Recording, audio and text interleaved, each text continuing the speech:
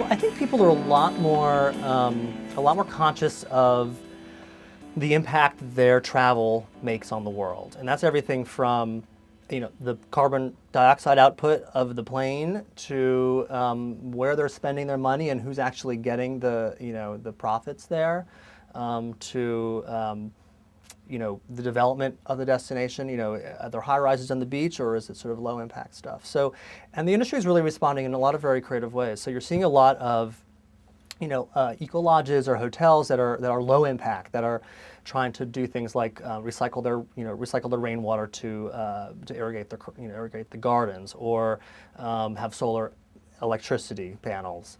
And you're also seeing a lot of ways that you can give back to the community. So visiting a school in a poor area, or you can go do these volunteer vacations where you go, you maybe go to the beach for a few days, but then the last day or two you'll help build a home for a poor family or a school or something like that.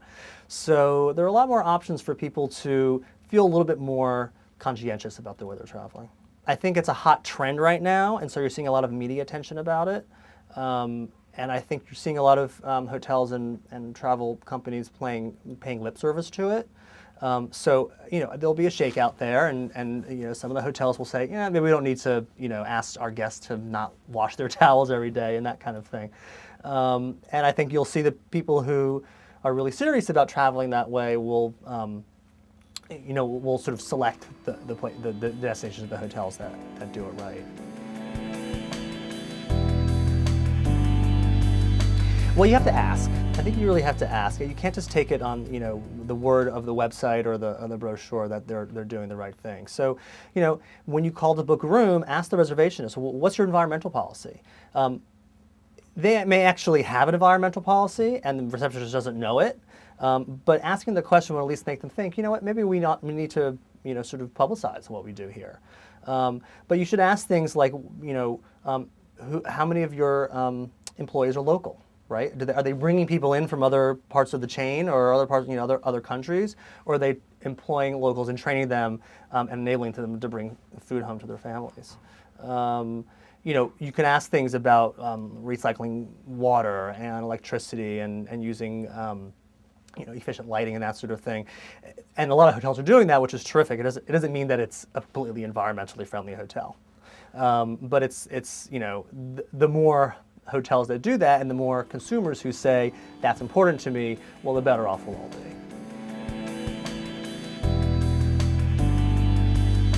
No, I think people think about it a lot more. I don't think they've stopped traveling just yet. I think more than anything else, the softening of the economy will sort of put a little bit of a damper on travel. But the economy has softened before, and travel keeps growing. So, if people take fewer trips to Asia and more trips to the Caribbean or within the United States because it's cheaper, and it also happens to tamp down a little of the carbon dioxide emissions, so that's a good thing. But I also think that there are destinations that are far away that are also worth seeing, and by seeing them you help preserve them. So, for example, take a place like Papua New Guinea, right? So out in the Pacific, completely developing country, very poor, has a lot of natural resources like forests that the timber companies want to chop down. But they also have national parks, and the more tourists that visit those national parks, the better the chance of that we're actually going to save those resources and not have them, destroyed by industry. So, is it worth flying to Papua New Guinea and using up all that fuel and helping to destroy the environment in the atmosphere so you can help keep the environment in the rainforest of Papua New Guinea? Maybe. It's one of those things you have to sort of ask yourself and see how you feel about it. No, the ironic thing is that the glaciers are melting in Greenland, right, because of global warming. Well, guess what? Everyone wants to fly to Greenland now to see the glaciers before they melt. So, there's a disconnect between the realities of the world and the realities of the world as travelers or consumers see them. Well, I'll fly to Greenland, but it's not my fault the glaciers are melting, right?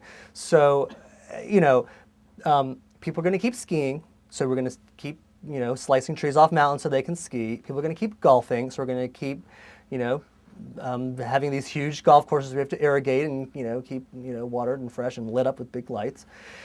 People are going to keep traveling, and the industry has to figure out a way to make that a sustainable industry.